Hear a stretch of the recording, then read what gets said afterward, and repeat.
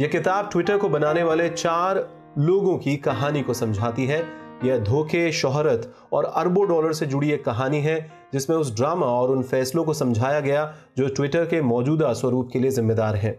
Hatching Twitter, इस किताब के ऑथर निक बिल्टन है जो न्यूयॉर्क टाइम्स के लिए ब्लॉग लिखते हैं। वे टेक्नोलॉजी, कल्चर और बिजनेस के एक्सपर्ट हैं।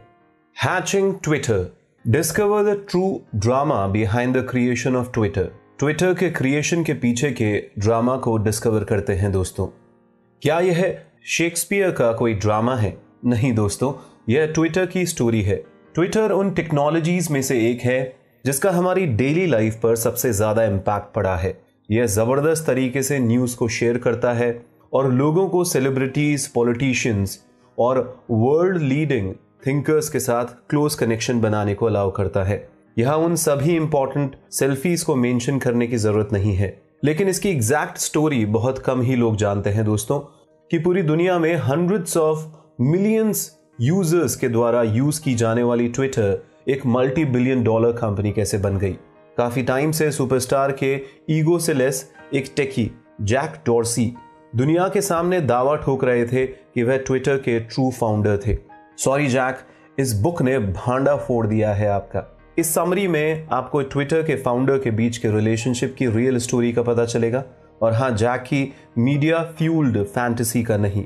यहाँ आप ट्विटर के पीछे की टेक्नोलॉजी के बारे में ज्यादा जानेंगे और कैसे इसके फाउंडर्स ने इमेजिन किया था कि यह वर्ल्ड को चेंज कर सकता है। और आप सीखेंगे दोस्तों कि कैसे कुछ स्ट्रेंज लेकिन क्रिएटिव डेवलपर्स, जिनमें से कुछ ने कभी कॉलेज भी कंप्लीट नहीं किया था, ने एक मल्टी बिलियन डॉलर का जाइंट बिजनेस खड़ा कर दिया।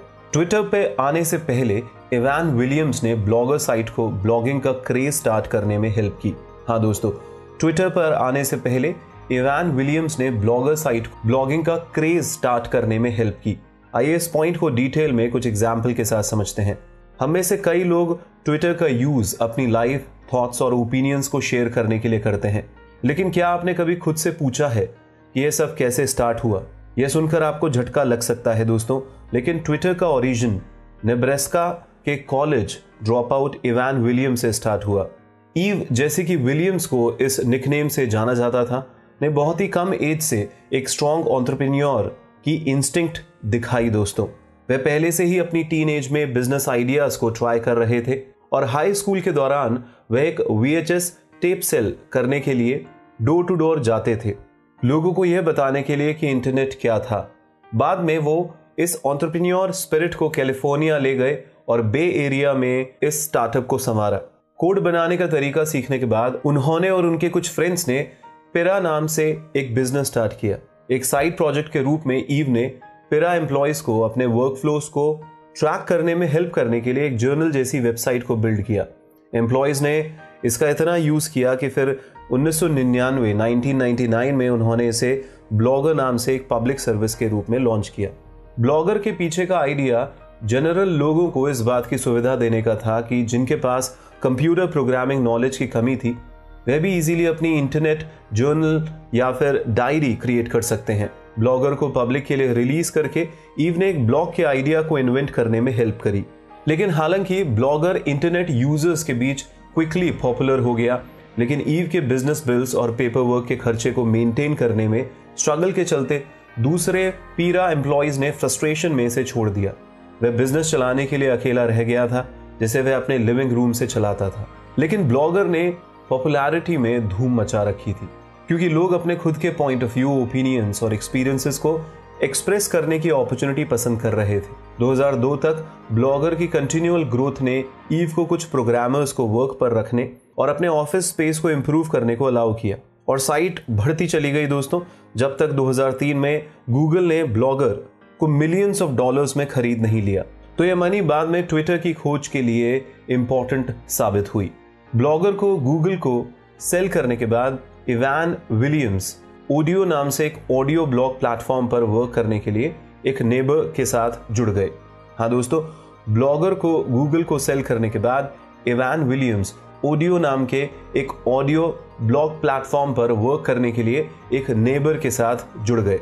आइए दोस्तों, इस पॉइंट को डिटेल में कुछ एग्जाम्पल्स के साथ समझते हैं। एक दिन ईव के नेबर उसके दरवाजे पर नॉक कर रहे थे। उन्होंने फोर्ब्स के एक इशू में ईव की फोटो को पहचान लिया था। उनके नेबर नोआ ग्लास भी एक टेक एंथुसियास्ट थे। उन्होंने ईव के साथ अपने आइडियाज को शेयर किया और जल्द ही उनके बेस्ट फ्रेंड बन गए। नोआ के पास ब्लॉगर्स के जैसे आइडियाज थे, एक ऑडियो ब्लॉग जो लोगों को ऑडियो पोस्ट करने की परमिशन देगा। ईव को यह आइडिया पसंद आया और ब्लॉगर की सेल से मिली मनी के साथ इसे फंड देने पर वो एग्री हुए। लेकिन ऑडियो के साथ दिक्कत थी दोस्तों, उसका क्रिएटिव स्टाफ। नोआ की एक स्कैटर्ड वर्किंग स्टाइल थी और ओरिजिनली उसने कुछ एक्टिविस्ट्स को वर्क पर रखा हुआ था जो ऑडियो से इंट्रिग्यूड थे, लेकिन उनके वर्क करने की हैबिट ऑर्डर में नहीं थी। इनमें से एक था रेबेल, जो रेगुलरली एंटी गवर्नमेंट प्रोटेस्ट में इन्वॉल्व रहता था। नोआ के बाद में अपनी क्रिएटिविटी को बूस्ट करने के लिए 2 स्टाफर्स को ऐड किया, जैक डॉर्से और बिल स्टोन। जैक के पास कुछ क्विकी आइडियाज थे। उसने एक बार अपने फोन नंबर को एक टी शर्ट पर लिख दिया था जो उसने सिटी में घूमते हुए बिलबोर्ड के रूप में पहनी थी। बिल स्टोन ब्लॉगर गूगल में ईव का एक फॉर्मर एम्प्लॉय था और सभी जोक्स्टर के रूप में उन्हें जानते थे। जब उसने ऑडियो में अपने ओल्ड बॉस से जुड़ने के ऑप्शन के लिए गूगल स्टॉक में करोड़ों छोड़ दिए तो उसके गूगल मैनेजर्स ने सोचा कि वह मजाक कर रहा था। क्रिएटिविटी और कियोस के इस मिक्स ने जल्द ही ऑडियो ऑफिस को कंट्रोल से बाहर कर दिया, स्पेशली नोआ के कारण। नोआ को पार्टी करना पसंद था और ऑडियो स्टाफ उनके मेसी अपार्टमेंट में वर्क कर रहे थे, जहां नोआ की वाइफ उनके नॉइज और डिसऑर्डर के बारे में झगड़ा करती थी। इस बीच हालांकि ईव अब तक ऑडियो के डे टू डे के वर्क में इन्वॉल्व नहीं था। वह टेक वर्ल्ड में यह प्रूव करना चाहता था कि ब्लॉगर एक वन हिट वंडर नहीं था और वह ऐसी ही एक और कंपनी स्टार्ट कर सकता था। इसलिए जब नोआ फाइनेंशियल प्रॉब्लम्स में पड़ गया और उसे ईव से ज्यादा पैसे मांगने पड़े या ऑडियो को क्लोज करना पड़ा, तो ईव ने अपॉर्चुनिटी के रूप में इसे हड़प लिया। $2 लाख के इन्वेस्टमेंट और एक ऑफिस के रूप में उसके अपार्टमेंट के यूज के बदले में ईव ने ऑडियो को सीईओ के रूप में हथिया लिया। जब ऑडियो सरवाइव के लिए स्ट्रगल कर रहा था, कुछ एम्प्लॉयज को फ्रेंड्स के साथ अपने स्टेटसेस शेयर करने के तरीके का एक आइडिया आया। हाँ दोस्तों, जब ऑडियो सरवाइव के लिए स्ट्रगल कर रहा था, कुछ एम्प्लॉयज को फ्रेंड्स के साथ अपनी स्टेटसेस शेयर करने के तरीके का एक आइडिया आया। आइए इस पॉइंट को डिटेल में कुछ एग्जांपल्स के साथ समझते हैं। एक एंटरप्रेन्योर के रूप में अपनी क्वालिफिकेशन प्रूव करने के लिए बेताब ईव ने ऑडियो पर अपनी छाप छोड़ना स्टार्ट कर दिया। फिर भी ऑडियो धीरे धीरे आगे बढ़ रहा था। इसकी सफिशिएंट ग्रोथ के बावजूद ईव को ऑडियो को इसके लॉन्च की ओर ले जाने में दिक्कत हुई। उन्होंने 2005 में $5 मिलियन के इन्वेस्टमेंट जुटाने में कामयाबी हासिल की, जिनमें से ज्यादातर ईव पर दाव लगाने वाले इन्वेस्टर्स थे जो कि ऑडियो ब्लॉग के आइडिया से भी जुड़े हुए थे। लेकिन ऑडियो में जो प्रॉब्लम्स थी वो पीरा की ही तरह थी। स्टाफ और इन्वेस्टर्स ने पेपर वर्क को मैनेज करने और कंपनी के बड़े डिसीजंस लेने में ईव की इनेबिलिटी के बारे में कंप्लेन की और ईव और नोआ लगातार ऑडियो की डायरेक्शन के बारे में लड़ रहे थे, जिसने उनकी दोस्ती में दरार पैदा कर दी। ईव प्रोडक्ट के अच्छे से सेट होने तक वेट करना चाहता था, लेकिन नोआ इसको जल्द ही लॉन्च करना चाहता था। चीजें अब बिगड़ गई थी। सो रेबेल ने इस मैटर को अपने हाथों में ले लिया था। अभी तक एक और ईव नोआ के नाटक के बीच में रेबेल ने साइट को सिंपली ऑन कर दिया। एक ऐसा बोल्ड मूव जिसने नोआ और ईव के टकराव में स्टाफ के फ्रस्ट्रेशन को रिफ्लेक्ट किया था। लेकिन पता नहीं कि क्या हुआ, ऑडियो फेल होने की कगार पर था।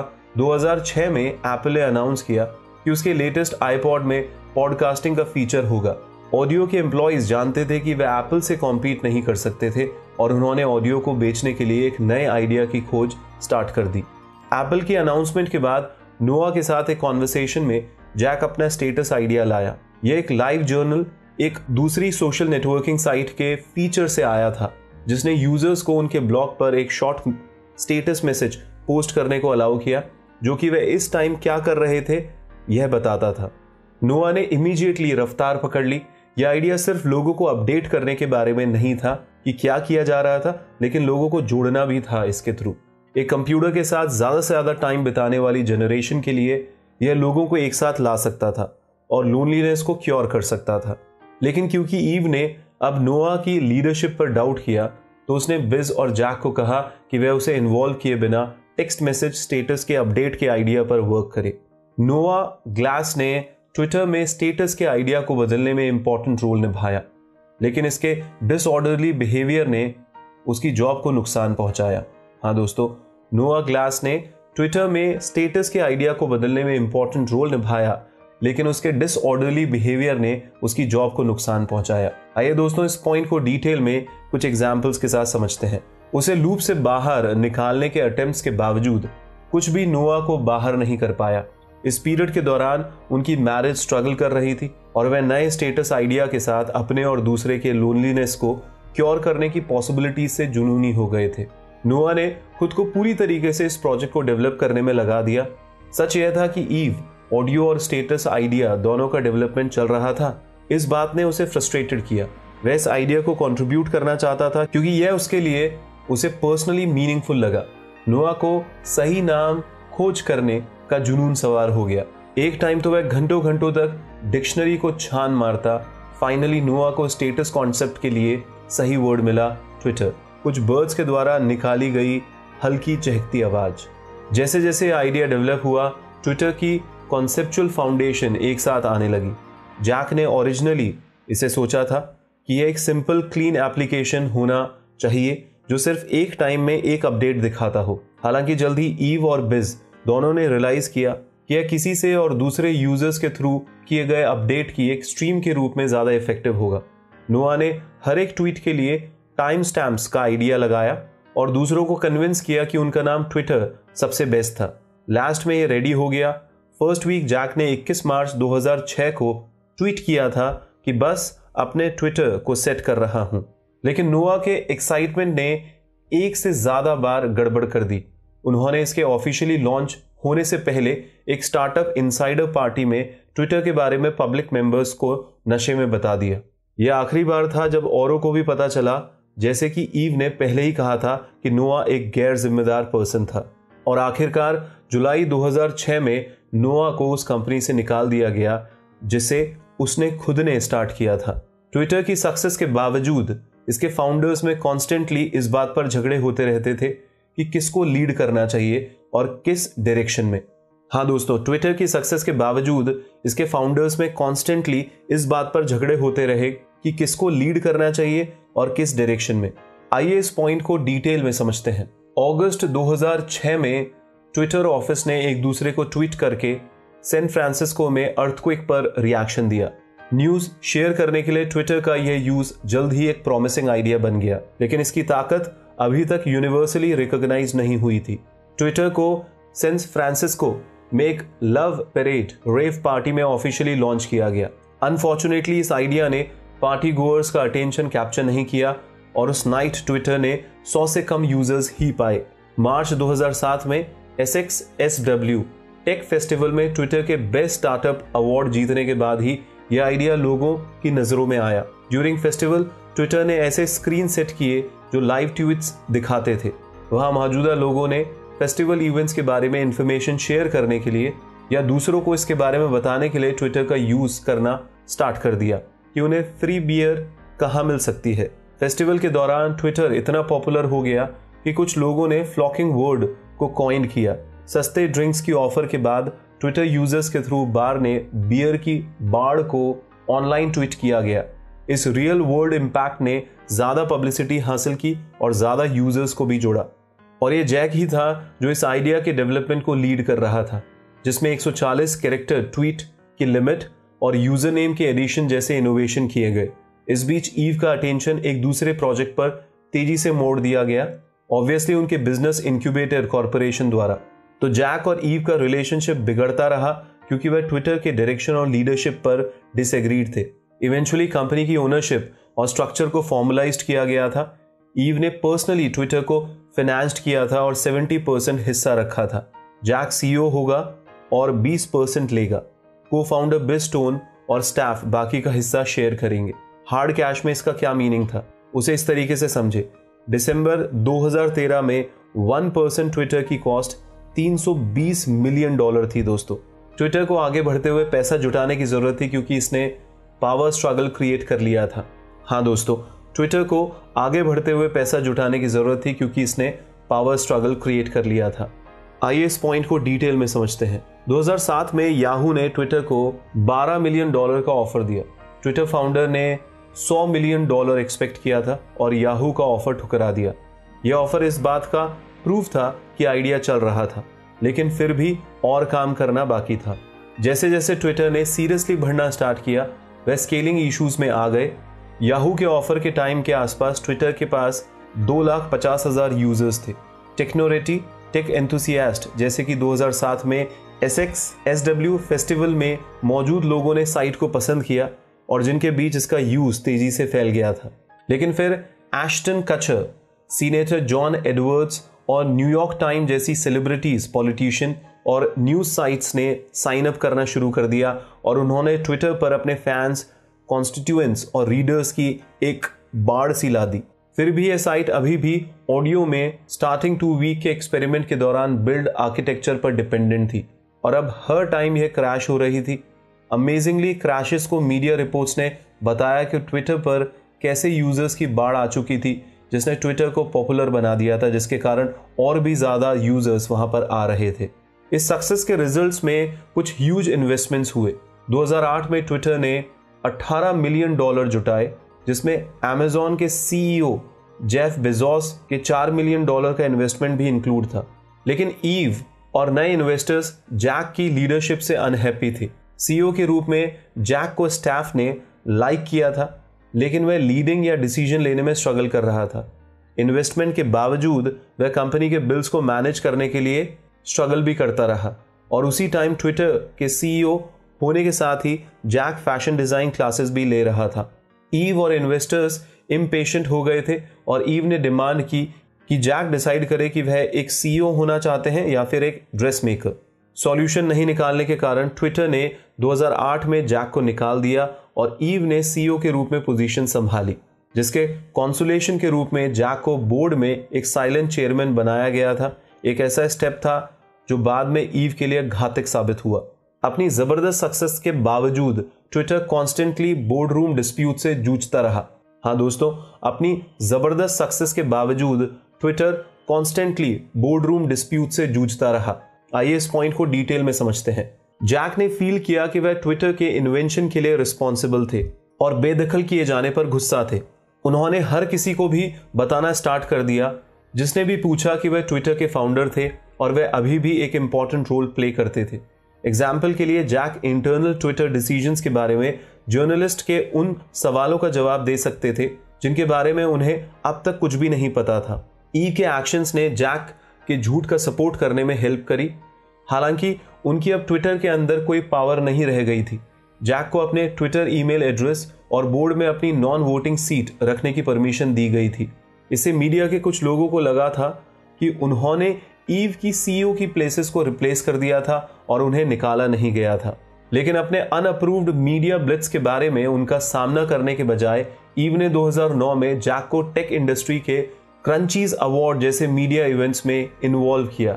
जैक यूएस स्टेट डिपार्टमेंट के साथ इराक भी गए और नेशनल लीडर्स के साथ मुलाकात की। ड्यूरिंग द विजिट प्रेस ने कंसिस्टेंटली उन्हें ट्विटर के फाउंडर के रूप में रेफर किया। तब जैक ने अपनी स्टोरी का यूज ईव के अगेंस्ट रिवेंज लेने के लिए किया। सालों तक जैक ने अपने ट्विटर फाउंडिंग फेम और पावरफुल एलीज को अचीव करने के लिए कंपनी में अपने रोल में कंफ्यूजन का यूज किया। 2009 में पीटर फेंटन ने ट्विटर में इन्वेस्ट किया और वह जैक की स्टोरी के वर्जन से कन्विंस थे। आफ्टर दैट पीटर बोर्ड पर जैक के पहले साथी बन गए।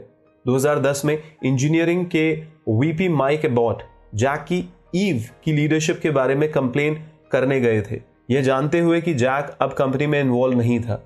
जैक ने माइक को सजेस्ट किया कि वह बोर्ड के मेंबर्स और दूसरे सीनियर एग्जीक्यूटिव के साथ ईव के बारे में अपनी कंप्लेन शेयर करे। ईव फाइनली जैक से भिड़ गए। उन्होंने उसे बताया कि उनके अलावा ट्विटर के इनिशियल आइडिया के वक्त एक भी इन्वेंटर नहीं था और तब से लेकर अब तक यह बहुत ज्यादा चेंज हो गया था। लेकिन तब तक बहुत देर हो चुकी थी। जैक का झूठ बहुत बड़ा बन चुका था। सेलिब्रिटीज और पॉलिटिशियंस की हेल्प से ट्विटर की पॉपुलैरिटी, इन्फ्लुएंस और रिस्पॉन्सिबिलिटी नई हाइट पर पहुंच गई। हाँ दोस्तों, सेलिब्रिटीज और पॉलिटिशियंस की हेल्प से ट्विटर की पॉपुलैरिटी, इन्फ्लुएंस और रिस्पॉन्सिबिलिटी नई हाइट पर पहुंच गई। आइए इस पॉइंट को डिटेल में कुछ एग्जाम्पल्स के साथ समझते हैं। अपने कॉन्सेप्शन के फौरन बाद ही ट्विटर सेलिब्रिटीज, पॉलिटिशियंस और मीडिया के लिए एक बीकन बन गया। उन्हें रियलाइज हुआ कि ट्विटर उनको वो पॉपुलैरिटी और गेन दे सकता था जो कि उनको पहले कभी नहीं मिला था। और जैसे ही ये लोग ट्विटर पर आ गए, यूजर्स इसे ज्वाइन करने के लिए उतावले होने लगे और साइट लगातार ग्रो करती चली गई। इस डेवलपमेंट में एक की इवेंट तब आया जब एक्टर एश्टन कचर ने CNN को 1 मिलियन फॉलोअर से हराया, जिससे यह प्रूव हुआ कि ट्विटर एक पर्सन को एक जाइंट मीडिया ऑपरेशन के रूप में कई लोगों तक पहुंचने में कैपेबल बना सकता है। ट्विटर की टीवी शोज पर बात होने लगी और 2009 में ईव ओपरा पर एक गेस्ट था। ट्विटर के बढ़ते इन्फ्लुएंस का जल्द ही पॉलिटिशियंस और पॉलिसी मेकर्स ने खुला फायदा उठाया, जबकि पहले वर्ल्ड लीडर्स और इन्फ्लुएंशियल फिगर्स बड़े बड़े मीडिया आउटलेट्स के टॉप जर्नलिस्ट आउटलेट्स के साथ मिलकर लोगों से कम्युनिकेट किया करते थे। वे अब सिलिकॉन वैली आ सकते थे। 2009 में कैलिफोर्निया के गवर्नर आर्नोल्ड श्वार्ज़नेगर ने भी ट्विटर ऑफिस में टाउन हॉल स्टाइल मीटिंग की। ट्विटर का बढ़ता हुआ इन्फ्लुएंस 2009 में तब और स्ट्रांग हो गया जब टाइम ने वर्ल्ड के 100 सबसे इन्फ्लुएंशियल पीपल में बिज और ईव को शामिल किया। जैक खुद को लिस्ट से बाहर किए जाने के लिए बहुत गुस्से में था। हालांकि बिज ने उसे सेलिब्रेशन डिनर में इनवाइट करने को राजी किया, जिससे वह रियलिटी में टाइम के 101 नंबर के इन्फ्लुएंशियल इंसान बन गए। उनकी पॉपुलैरिटी ने उन्हें डिफिकल्ट फिलोसॉफिकल सवालों को फेस करने के लिए खड़ा कर दिया। 2009 में ईरानियन ने एंटी गवर्नमेंट प्रोटेस्ट को ऑर्गेनाइज करने में हेल्प करने के लिए ट्विटर का यूज किया। यह ऑफिशियल्स और मीडिया के लिए एक इंपॉर्टेंट तरीका बन गया था कि कहां पर क्या हो रहा था, इसके बारे में इंफॉर्मेशन कलेक्ट करना। लेकिन ट्विटर ने तभी मेंटेनेंस को शेड्यूल किया तब जबकि प्रोटेस्ट को खत्म ना कर दिया गया। यूएस स्टेट डिपार्टमेंट ने ट्विटर को मेंटेनेंस के टाइम को चेंज करने के लिए कहा ताकि प्रोटेस्ट के दौरान ईरानियंस ट्विटर का यूज कर सकें। हालांकि ट्विटर के कुछ एम्प्लॉयज हमेशा यह चाहते थे कि वह एक अपॉलिटिकल हो। वे साइट के मेंटेनेंस में देरी के लिए एग्री हुए। डिसीजंस को नॉन पॉलिटिकल टर्म्स में समझाने की उनकी कोशिशों के बावजूद ऐसा लग रहा था जैसे ट्विटर ईरानियन पॉलिटिक्स में इंटरफेरेंस कर रहा था। जैसे जैसे ट्विटर का साइज और सक्सेस बढ़ती गई, इवान विलियम बिजनेस चलाने के लिए टॉप पर बने रहने के लिए स्ट्रगल करते रहे। हाँ दोस्तों, जैसे जैसे ट्विटर का साइज और सक्सेस बढ़ता गया, इवान विलियम्स बिजनेस चलाने के लिए टॉप पर बने रहने के लिए स्ट्रगल करते रहे। आइए इस पॉइंट को डिटेल में सुनते हैं। अपने से पहले नोआ और जैक की ही तरह ईव को एक जाइंट ऑर्गेनाइजेशन को मैनेज करते हुए ट्विटर को रेवेन्यू बिल्डिंग की डायरेक्शन में गाइड करने में परेशानी हो रही थी। हालांकि वह लीडरशिप के लिए एक हैंड्स ऑफ अप्रोच पसंद करते थे और उन लोगों के साथ वर्क करना पसंद करते थे जिन्हें वे जानते थे और जिन पर ट्रस्ट करते थे। उनको बहुत सारे फ्रेंड्स को वर्क पर रखने के लिए क्रिटिसाइज किया गया, तो बोर्ड ने रिकमेंड किया कि ट्विटर के रेवेन्यू को बिल्ड करने में हेल्प करने के अटेम्प्ट में ईव famous CEO coach Bill Campbell को हायर करे। और बिल की एडवाइस के फर्स्ट पीस में क्या था दोस्तों, कि फ्रेंड्स को वर्क पर रखना बंद करें। हाँ दोस्तों, फ्रेंड्स को वर्क पर रखना बंद करें। लेकिन ईव ने इसे इग्नोर कर दिया और अपने फ्रेंड डिक कॉस्टोलो को चीफ ऑपरेटिंग ऑफिसर COO के रूप में हायर किया। डिक ने गूगल और बिंज के साथ उनके सर्च इंजन्स पर ट्वीट्स को बढ़ावा देने के लिए $multi-million की डील करके रेवेन्यू बढ़ाने में हेल्प करी। लेकिन दूसरे एम्प्लॉयज को लगा कि ईव ने बोर्ड या सीनियर स्टाफ के साथ जरूरी कम्युनिकेट नहीं किया था और उन लोगों ने इसे पर्सनली तब लिया जब ईव इंपॉर्टेंट डिसीजंस के बारे में उनसे कंसल्ट नहीं करते थे। 2010 में ट्विटर के रीडिजाइन पर फोकस करने के चक्कर में ईव ने CEO के रूप में डेली टास्क की अनदेखी करी। एग्जाम्पल के लिए, एक वक्त ट्विटर को बिलियनियर बिल ग्रॉस की ओनरशिप वाली ऊबर मीडिया से खतरा पैदा हुआ। ग्रॉस एक्टर एस्टन कचर के साथ मिलकर एक ट्विटर क्लोन परचेस करना चाहते थे और अगर वह third party Twitter service TweetDeck एक सोशल मीडिया डैशबोर्ड खरीद लेते हैं तो ग्रॉस के पास पहले से ही ट्विटर के 20% यूजर्स हो जाते। कुछ सीनियर स्टाफ ने पहली बार ईव को एक्शन लेने और पहले ट्वीटडेक को परचेस करने के लिए पुश किया, लेकिन ईव रुक गया। इस बीच जैक ने कंपनी में अपनी वापसी के लिए ट्विटर स्टाफ के साथ सीक्रेट मीटिंग्स कंटिन्यू रखी। उनका विस्परिंग कैंपेन ईव के कोच बिल कैम्पबेल तक भी पहुंच गया, जो ईव को बता रहे थे कि वह एक अच्छा वर्क कर रहा है, जबकि वहीं वह ट्विटर बोर्ड को बताते थे कि ईव को जाना होगा। यहां तक कि लास्ट फ्रेंड डिक, जिसे ईव ने हायर किया था, ने भी 2010 में जैक के साथ 2 बार मुलाकात की। लेकिन ईव ट्विटर के रीडिजाइन और कंपनी की ग्रोथ में बिजी था और फोर्थ कमिंग कूप यानी तख्ता पलट से बेखबर था। जैक के CEO बनने की एक क्रूअल मिरर इमेज में इवान विलियम्स को एक तख्ता पलट ने ट्विटर से बाहर कर दिया था। हाँ दोस्तों, जैक के सीईओ बनने की एक क्रूअल मिरर इमेज में इवान विलियम्स को एक तख्ता पलट ने ट्विटर से बाहर कर दिया था। आइए दोस्तों, इस पॉइंट को डिटेल में सुनते हैं। ट्विटर के इन्वेस्टर्स चाहते थे कि ट्विटर रेवेन्यू बढ़ाने पर फोकस करे। ईव ने सोचा कि यह अच्छा वर्क कर रहा है, यहां तक कि उसके कोच भी उसे यही बता रहे थे, और जब उसे निकाल दिया गया तो वह सरप्राइज था। यह सोचते हुए कि वह उनके रेगुलर कोचिंग सेशंस में से एक में जा रहा था, ईव को सडनली बिल कैम्पबेल ने बताया कि उन्हें सीईओ की पोस्ट से हटाया जा रहा था। कैम्पबेल ने ईव को बताया कि बोर्ड डिक को सीईओ बनाना चाहता था क्योंकि डिक रेवेन्यू पर फोकस कर सकता था और स्टॉक मार्केट पर ट्विटर को ला सकता है। गूगल और बिंज डील्स के साथ डिक ने पहले ही साबित कर दिया था कि वह रेवेन्यू बिल्ड कर सकता था। घबराए हुए ईव फोन करने लगे और जल्द ही उनको रियलाइज हुआ कि बोर्ड के members Fred Wilson, Bijan Sabet, Evan Campbell और पीटर फेंटन सभी इसके खिलाफ वोट देना चाहते थे। उसे इस बात का अंदाजा नहीं था कि उनका फ्रेंड डिक भी इस साजिश में इन्वॉल्व था। जब ईव ने उससे बात की तो उसने सब बातों से इनकार किया।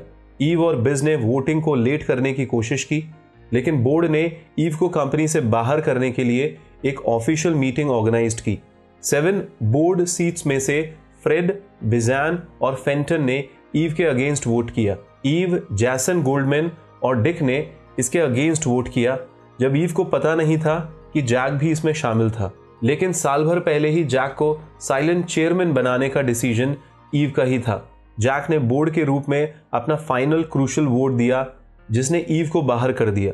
जैसे ही जैक ने अपना हाथ उठाया, ईव को समझ आ गया कि जैक लंबे टाइम से इसकी प्लानिंग कर रहा था। रीऑर्गेनाइजेशन की एक हड़बड़ाहट में डिक को इंटरीम सीईओ बनाया गया, जैक को एग्जीक्यूटिव चेयरमैन और ईव को प्रेसिडेंट ऑफ प्रोडक्ट के रूप में छोड़ दिया गया। ट्विटर में अपनी जगह को रिकवर करने के 2 साल लंबे कैंपेन के बाद जैक 2011 को वापस आए। हाँ दोस्तों, ट्विटर में अपनी जगह को रिकवर करने के 2 साल लंबे कैंपेन के बाद जैक 2011 को वापस आए। आइए इसको डिटेल में सुनते हैं। विक्टोरियस जैक ने सुपरस्टार के रूप में ट्विटर में वापसी की। वह वापस आ गए थे और कंफर्टेबली प्रोडक्ट डेवलपमेंट को ट्विटर के एग्जीक्यूटिव चेयरमैन के रूप में आगे बढ़ा रहे थे, और जैक के लॉन्ग मीडिया ब्लिट्स ने उन्हें एक सेलिब्रिटी बना दिया था। ट्विटर की हिस्ट्री के उनके अपने वर्जन के साथ अब वे बेस्ट एस्टैब्लिश स्टोरी बन चुकी है। इस बीच ईव और उनके एलीज को स्लोली बाहर निकाल दिया गया। हालांकि पहले उन्होंने सीईओ के रूप में हेडेक के बजाय प्रोडक्ट पर फोकस करने में कैपेबल होने को एंजॉय किया। उन्होंने जल्द ही रियलाइज किया कि डिक उनके नए प्रोडक्ट आइडियाज को इग्नोर कर रहा था, और फिर उसने छुट्टी लेने का डिसीजन लिया। मार्च 2011 में उन्होंने ऑफिशियली प्रोडक्ट पर अपनी डे टू डे पोजीशन को छोड़ दिया। बिज ने डिक के ट्विटर में भी कंफर्टेबल फील नहीं किया, तो उन्होंने कंपनी छोड़ने के लिए ऑफिस को अवॉइड करना स्टार्ट कर दिया, और जून 2011 में वह कंपनी को छोड़ के चला गया था। अब कंपनी के 2 फाउंडर्स बाहर निकल गए थे। जैक ने ट्विटर के लिए अपने विजन को फैलाने के लिए स्पॉटलाइट को सर्च करना कंटिन्यू रखा। बिज और ईव की अपॉलिटिकल वैल्यूज के बावजूद, जो कि डिक बनाए रखने की कोशिश कर रहे थे, जैक ने 2011 में प्रेसिडेंट बराक ओबामा के साथ एक Twitter town hall session organise किया। हालांकि कुछ स्टाफ परसीव्ड फाउंडर को ट्विटर पर वापस आते देख हैप्पी थे, जबकि दूसरे कुछ नाखुश थे। अपनी रिटर्न स्पीच में उन्होंने ईव के ट्विटर को क्रिटिसाइज किया।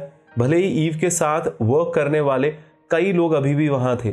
उन्होंने एक नए ट्विटर 1.0 की अनाउंसमेंट की, जो ट्विटर के अपने ओरिजिनल कॉन्सेप्शन के करीब था, जो लोगों के लिए खुद के बारे में न्यूज़ शेयर करने का एक तरीका होने वाला था। लेकिन अपनी सुपरस्टार इमेज के बावजूद जैक कंपनी के अंदर उतना पॉपुलर नहीं था जितना कि बाहर। उनके प्रेस स्टोर्स और अनसर्टेन प्रोडक्ट आइडियाज पर वर्क करने से स्टाफ फ्रस्ट्रेट हो गया था। जैक बेफिक्र था। उसने उस रोल को वापस पा लिया था जिसे वह फील करते थे कि वह हमेशा से ही ट्विटर प्रोडक्ट के लीडर के रूप में डिजर्व करते थे। डिक कॉस्टोलो ने ट्विटर को मैच्योरिटी और ह्यूज रेवेन्यू की ओर फॉरवर्ड किया। हाँ दोस्तों, डिक कॉस्टोलो ने ट्विटर को मैच्योरिटी और ह्यूज रेवेन्यू की ओर फॉरवर्ड किया। आइए इस पॉइंट को डिटेल में कुछ एग्जांपल्स के साथ समझते हैं। नए सीईओ के रूप में डिक के साथ में बहुत कुछ था। उसे एक और ज्यादा मैच्योर ट्विटर को डेवलप करना था, रेवेन्यू को इंक्रीज करना था और बग्स और आउटेजेस को फिक्स करना जारी रखना था। साथ ही साथ ईव की जगह खुद की तरफ लीडरशिप को ट्रांसफर करना था। शुरुआत करने के लिए डिक चाहते थे कि ट्विटर अपनी ज्यादा मैच्योर इमेज बनाए। डिक ने सीईओ बनने के कुछ ही टाइम बाद स्नूप डॉग ने ट्विटर ऑफिस में शो किया और इम्प्रॉम्प्ट मैरिजुआना स्मोकिंग सेशन का दौर चला और कैफेटेरिया में कॉन्सर्ट किया। डिक बहुत गुस्से में थे। ये एग्जैक्टली में एक इमेच्योर टाइप का बिहेवियर था जो फ्यूचर में नहीं होना चाहिए था। उन्होंने कंपनी के एस्टैब्लिश्ड साइज को रिफ्लेक्ट करते हुए ट्विटर ऑफिसेस को एक बिगर स्पेस पर शिफ्ट कर दिया। सिग्निफिकेंटली उन्होंने ईव की फेवरेट आर्ट पीसेस में से एक को वहीं छोड़ दिया, एक बड़ा साइन जो आयरॉनिकली ऊपर से नीचे लटका हुआ था और जिस पर लिखा था let's make better mistakes tomorrow. Dick के अंडर वह अब इस तरीके की कंपनी नहीं होगी जो मिस्टेक्स को एक्सेप्ट करती हो या क्रिएटिविटी या ग्रोथ के नाम पर मिस्टेक करती हो। ओवरऑल डिक अपने गोल्स में सक्सेसफुल रहे। एम्प्लॉयज डिक को चाहने लगे थे, उस प्रोफेशनल कल्चर जिसे उन्होंने एक्स्टैब्लिश किया था, और जैन फ्रांसिस्को में नए ऑफिस की बदौलत उन्होंने ऐसा किया था। ट्विटर ने एडवर्टाइजमेंट के थ्रू अपने रेवेन्यूज में ग्रोथ की और अपने इनकंसिस्टेंट अप टाइम इशू को ठीक कर लिया, जिसने उसे अपनी फाउंडेशन के बाद से डंप बना दिया था। इससे अब साइट को ऑलमोस्ट 100% का प्रॉफिट मिला और उन्होंने ट्विटर को कुछ थर्ड पार्टी की कंपनीज की पहुंच से इनकार करने के लिए ऑथोराइज्ड किया ताकि कोई खतरा ना हो। जैसे कि जब एक बार ग्रॉस हो जाए तो वह ट्विटर के 20% यूजर्स को अपनी तरफ ना मोड़ ले। इसका रिजल्ट 2013 में ट्विटर ने स्टॉक मार्केट पर $31 बिलियन की वैल्यू को हिट किया। नोआ से लेकर ईव, जैक और बेस ईव के लिविंग रूम में बैठकर प्लान बनाने की कोशिश कर रहे हैं कि कैसे ईव की कुछ $1000 की मनी को एक रिवॉल्यूशनरी मीडिया प्लेटफॉर्म में बदल दिया जाए, जबकि ट्विटर एक $multi-billion की कंपनी में तब्दील हो गई थी जो दुनिया को चेंज कर रही थी, लेकिन अब यह एक डिफरेंट कास्ट के थ्रू चलाई जा रही है। तो दोस्तों, इस बुक समरी के अंत में कुछ मेन पॉइंट्स आपके सामने रिपीट करता हूं। ट्विटर की एग्जैक्ट स्टोरी बहुत कम ही लोग जानते हैं कि पूरी दुनिया में हंड्रेड्स ऑफ मिलियंस यूजर्स के द्वारा यूज की जाने वाली ट्विटर एक $multi-billion कंपनी कैसे बन गई। आपको पता चलेगा कि कैसे इससे लोग जुड़े, जलन पैदा हुई, झगड़े हुए और पार्टनर्स, फाउंडर्स ही एक दूसरे को निकालने पर उतारू हो गए। दूसरा पॉइंट, ट्विटर पर आने से पहले इवान विलियम्स ने ब्लॉगर साइट को ब्लॉगिंग का क्रेज स्टार्ट करने में हेल्प करी। जब 2003 में गूगल ने ब्लॉगर और पेरा को मिलियंस ऑफ डॉलर्स में खरीद लिया, तब यह मनी ट्विटर की खोज के लिए इंपॉर्टेंट साबित हुई। तीसरा पॉइंट, नोआ ने हर एक ट्वीट के लिए टाइम स्टैम्प्स का आइडिया लगाया और दूसरों को कन्विंस किया कि उनका नाम ट्विटर सबसे बेस्ट था, जबकि वह जैक ही था जो इस आइडिया के डेवलपमेंट को लीड कर रहा था, जिसमें 140 कैरेक्टर ट्वीट की लिमिट और यूजर नेम के एडिशन जैसे इनोवेशंस लाए गए। चौथा पॉइंट, ट्विटर के डेवलपमेंट में और उसके मुनाफे में एक जबरदस्त सक्सेस का मोड़ तब आया जब एक्टर एस्टन कचर ने CNN को 1 मिलियन फॉलोअर्स से हराया, जिससे यह प्रूव हुआ कि ट्विटर एक पर्सन को एक जाइंट मीडिया ऑपरेशन के रूप में कई लोगों तक पहुंचने में कैपेबल बना सकता है। लोगों की जैसे फिर ट्विटर पर बाढ़ सी आ गई जो अब तक जारी है। दोस्तों, तो अंत में मैं आपसे यही कहूंगा कि हैचिंग ट्विटर इस बारे में है कि ट्विटर की नींव कैसे रखी गई। यह इसके फाउंडर्स के पर्सपेक्टिव से कहा गया है। दोस्तों, पेनफुल लेऑफ्स, स्ट्रेसफुल रिलेशनशिप और केओटिक वर्किंग एनवायरनमेंट्स के बावजूद ट्विटर सक्सेसफुली सीन्स के पीछे की प्रॉब्लम्स को सॉल्व करके सबसे इन्फ्लुएंशियल स्टार्टअप्स में से एक बन गया। किताब को खरीदना चाहते हैं तो इस वीडियो के डिस्क्रिप्शन में दिए गए लिंक पर क्लिक करके आप इस बुक को खरीद सकते हैं। दोस्तों, हम हमेशा से चाहते हैं कि आप अपना बेस्ट वर्जन बने और सफलता और खुशी अपनी जिंदगी में दोनों हासिल करें। अधिक से अधिक लोगों की जिंदगी में आप अपने टैलेंट से पॉजिटिव चेंज लाने में उनकी मदद करें। इसी एफर्ट के चलते उड़ान NGO चैनल पर हम दुनिया की सर्वश्रेष्ठ किताबों की समरी सरल और आसान भाषा में डाल रहे हैं। दोस्तों, हमारी अधिक से अधिक समरी सुने और उन्हें अपने जीवन में लगाएं। अपना फीडबैक कमेंट बॉक्स में डालते रहें और अगर आपको हमारी कोई भी समरी पसंद आती है तो उसे अपने जानकारों के साथ अवश्य शेयर करें। दोस्तों, आप हमारी समरीज को किताबी कीड़े ऐप पर भी सुन सकते हैं। दोस्तों, हो सकता है कि आप अपने जीवन में काफी सफल हों या सफल बनने के लिए भरपूर प्रयास कर रहे हों, मगर कुछ अनजाने कारणों से आप अपने और अपने गोल्स के बीच कुछ चैलेंज महसूस कर रहे हैं, कुछ ब्लॉक्स महसूस कर रहे हैं। तो मैं आदि गुरुदास आपकी इसमें पर्सनली मदद कर सकता हूं दोस्तों, 1-on-1 कोचिंग सेशन लेके। तो दोस्तों, यदि आप अपने लिए पर्सनल कोचिंग सेशन बुक करवाना चाहते हैं या मुझसे एग्जैक्टिव कोचिंग लेना चाहते हैं, अपनी ऑर्गेनाइजेशन के लिए कोई कोचिंग सेशन लेना चाहते हैं, तो आप मुझसे संपर्क कर सकते हैं। आप मुझे 9829644744 या 9024023331 पर संपर्क कर सकते हैं। आप हमें इन नंबर्स पर व्हाट्सएप भी कर सकते हैं। दोस्तों, हमारे काउंसलर्स आपसे संपर्क करेंगे। धन्यवाद।